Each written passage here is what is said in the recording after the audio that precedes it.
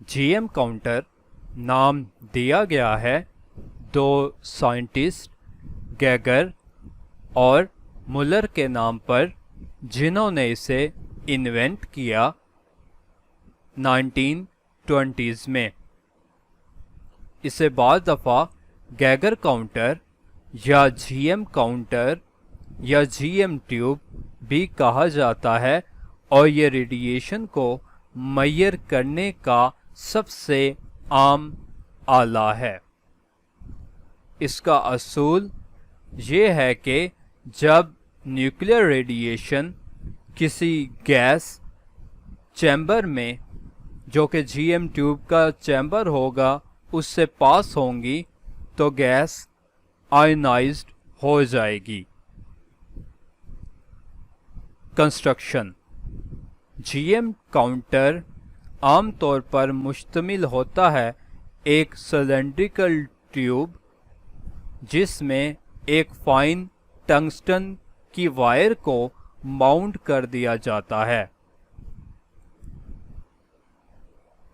Tube धात की बनी हुई भी हो सकती है, जैसा कि कॉपर, और इसके अंदर गैसियस मिक्सचर जो कि 90% आर्गोन और 10% एथाइल अल्कोहल पर मुश्तमिल होती है। एक डीसी पोटेंशियल को अप्लाई कर दिया जाता है जो तकरीबन 1000 वोल्ट तक हो सकता है सिलेंडर पर और वायर पर, जो एज अ एनोड वर्क करेगी। वोल्टेज की वैल्यू को इस तरह एडजस्ट किया जाता है कि वो गैसियस मिक्सचर के ब्रेकडाउन पोटेंशियल से कम रखी जाती है। ट्यूब के एक सिरे पर ग्लास या मीका शीट या फिर थिन एल्युमिनियम फॉइल लगाई जाती है और ये एज अ विंडो यूज होगी। पार्टिकल्स यहाँ से इंटर होंगे गैस फिल्ड ट्यूब में। जब चार्ज पार्टिकल जीएम ट्यूब में इंटर होते हैं तो जीएम ट्यूब में मौजूद गैसेस को आयनाइज कर देते हैं। इसको हम प्राइमरी आयनाइजेशन कहते हैं। प्राइमरी आयनाइजेशन की वजह से इलेक्ट्रॉन जनरेट होंगे और वो फिर एक्सलरेट हो जाएंगे टुवर्ड्स द एनोड, जो कि सेंटर में मौजूद है। अब एनोड पर काफ़ी हाई पोटेंशियल मौजूद है, जिसकी वजह से इलेक्ट्रॉन ज़्यादा तेज़ी से एक्सलरेट होंगे, तो इस नतीजे में वो कुछ एनर्जी गेन कर लेंगे और अपने रास्ते में मौजूद न्यूट्रल गैस मॉलिक्यूल्स से टकराएंगे और उनको भी आयनाइज कर देंगे। इसको हम सेकेंडरी आयनाइजेशन कहते हैं और इन सब आयनाइजेशन इवेंट्स की चेन को हम टाउनसेंड एवेलांच कहते हैं। इन प्रोसेसेस के अलावा एक पॉसिबिलिटी ये भी है कि मॉलिक्यूल्स और एटम एक्साइटेड स्टेट में चले जाएं और जब वो डी एक्साइट होंगे, उनके डी एक्साइट होने से अल्ट्रावायलेट या विजिबल फोटॉन्स जनरेट होंगे। ये फोटॉन्स अगेन टकराएंगे मज़ीद गैस मॉलिक्यूल्स से, जिसके नतीजे में और इलेक्ट्रॉन्स पैदा हो जाएंगे और कुछ इलेक्ट्रॉन्स जो कि ट्यूब के वॉल से जाके टकराएंगे, वहाँ पर फोटो इलेक्ट्रिक इफेक्ट पैदा हो जाएगा, जिसकी वजह से मज़ीद इलेक्ट्रॉन जनरेट होंगे और इन सब इलेक्ट्रॉन की जनरेशन की वजह से इस फिनोमेना को हम टाउनसेंड एवेलांच कहेंगे। इस सीरीज ऑफ एवेलांचेस जो कि अब डिस्चार्ज होंगे with the help of tube, और इसको हम गैगर डिस्चार्ज कहते हैं। इस स्टेट में एक डेंस फॉर्मेशन बन जाती है इलेक्ट्रॉन आयंस पेयर की around the anode. Voltage apply किया जाता है एनोड पर कि वो कलेक्ट कर सके सब इलेक्ट्रॉन्स को, और इस इवेंट को हम गैगर डिस्चार्ज कहते हैं। प्रैक्टिकली प्रोसेस इतना सिंपल नहीं होता जितना हमने अभी डिस्कस किया है। गैगर डिस्चार्ज के दौरान एक डेंस आयंस इलेक्ट्रॉन्स पेयर का बन जाता है अराउंड द एनोड। यहाँ से इलेक्ट्रॉन्स ड्रिफ्ट करते हैं एनोड की तरफ, जबकि पॉजिटिव आयंस ड्रिफ्ट करते हैं towards the cathode. Positive ion जब ड्रिफ्ट करेंगे कैथोड की जानिब, उनकी आयनाइजेशन पोटेंशियल ज़्यादा हो जाए, वर्क फंक्शन कैथोड से, इसके नतीजे में वो इलेक्ट्रॉन्स को कैथोड से कैप्चर कर लेंगे और न्यूट्रल हो जाएंगे, जबकि बाकी बच जाने वाली एनर्जी को वो रेडिएट कर देंगे इन फॉर्म ऑफ फोटॉन्स, या फिर इलेक्ट्रॉन्स को कैथोड से एमिट करवा देंगे। और ये सब तभी होगा जब एनर्जी ज़्यादा होगी वर्क फंक्शन कैथोड मटेरियल से। इसकी वजह से एक और गैगर डिस्चार्ज हो जाएगा। इसके नतीजे में ट्यूब में हमेशा गैगर डिस्चार्ज होते रहेंगे और आप रेडिएशन को मेजर नहीं कर पाएंगे। इस प्रॉब्लम को ओवरकम करने के लिए क्विंचिंग मेथड यूज़ किया जाता है। क्विंचिंग की दो इकसाम हैं, organic quenching, halogen quenching. Organic quenching में हम ऐड करते हैं स्मॉल क्वांटिटी ऑर्गेनिक गैस की, जिसका कॉम्प्लेक्स मॉलिक्यूलर स्ट्रक्चर होता है। इसकी वजह से कॉन्टिन्यूस डिस्चार्ज, गैगर डिस्चार्ज नहीं हो पाता। पॉजिटिव आयन अपने रास्ते से होते हुए कोलाइड करते हैं इन ऑर्गेनिक मॉलिक्यूल्स के साथ और न्यूट्रलाइज हो जाते हैं, जबकि ऑर्गेनिक आयंस कैथोड पे पहुंचते हैं और न्यूट्रलाइज हो जाते हैं। ऑर्गेनिक मॉलिक्यूल्स में पाए जाने वाली एक्सेस एनर्जी रिलीज हो जाती है जब वो ब्रेक हो जाते हैं, टूट जाते हैं। इसकी वजह से मल्टीपल गैगर डिस्चार्ज अब नहीं हो पाते।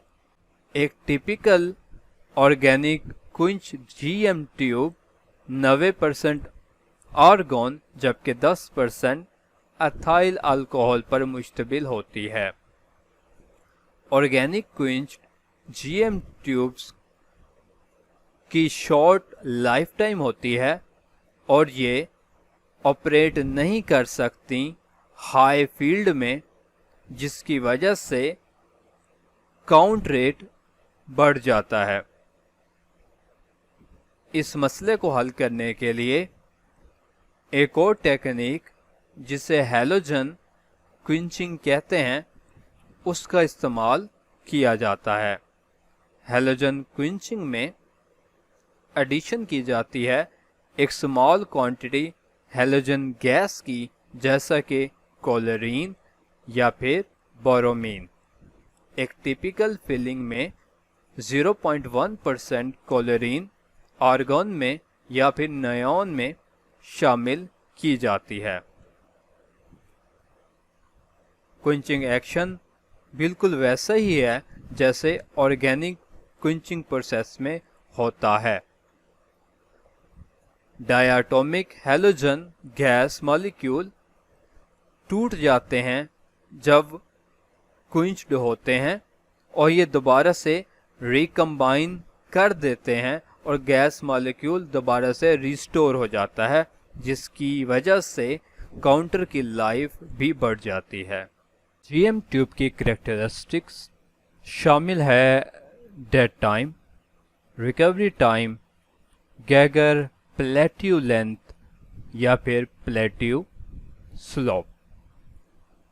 डेड टाइम, जब पॉजिटिव आयन मूव करते हैं कैथोड की तरफ तो ये ज़्यादा टाइम लेते हैं एज कंपेयर टू इलेक्ट्रॉन्स।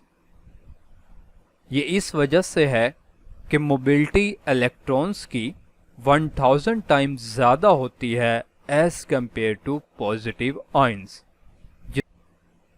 अब इन पॉजिटिव आयंस की वजह से एक इलेक्ट्रिक फील्ड की शीट बन जाएगी पॉजिटिव आयन की वजह से एनोड के करीब, जिसकी वजह से इलेक्ट्रिक फील्ड इंटेंसिटी जो कि वायर की वजह से थी वो कम हो जाएगी। इस वजह से इलेक्ट्रॉन्स को उतनी एनर्जी गेन नहीं मिलेगा कि वो एक नया एवलांच स्टार्ट कर सकें। इस मौके पर डिटेक्टर डेड हो जाएगा और वो ऑपरेट नहीं करेगा जब तक ये आयन की शीट माइग्रेट ना कर जाए कैथोड की तरफ और ग्रेडियंट इलेक्ट्रिक फील्ड का बहाल ना हो जाए कि वो रिकवर कर सके इतना कि एवलांच को स्टार्ट कर सके। डेड टाइम गैगर ट्यूब का हम इस तरह डिफाइन करते हैं कि ये वो टाइम है जो कि इनिशियल पल्स और सेकेंड गैगर डिस्चार्ज के दरमियान पाया जाता है। बहुत सारी गैगर ट्यूब में ये टाइम वेरी करता है 50 to 100 micro seconds. Dead time के बाद कुछ इलेक्ट्रॉन्स और पॉजिटिव आयन रिकम्बाइन हो जाते हैं और न्यूट्रल एटम्स बना देते हैं। इस टाइम के दौरान जब नई रेडिएशन इंटर होंगी ट्यूब में तो लो एम्पलीट्यूड की पल्सेस बनाएंगी जो कि डिटेक्ट नहीं कर पाएगा जीएम काउंटर। अब वो टाइम जो इस ट्यूब को दरकार होगा कि वो रिकवर कर ले, अपनी फुल सेंसिटिव स्टेट में दोबारा वापस आ जाए, उसको हम रिकवरी टाइम कहते हैं। और वो मजमुआ जो रिकवरी टाइम और डेड टाइम को मिलाकर बनता है उसको हम रिजॉल्विंग टाइम कहते हैं। अगर प्लेट्यू फिगर में प्लॉट किया गया है काउंट रेट को एनोड वोल्टेज के साथ।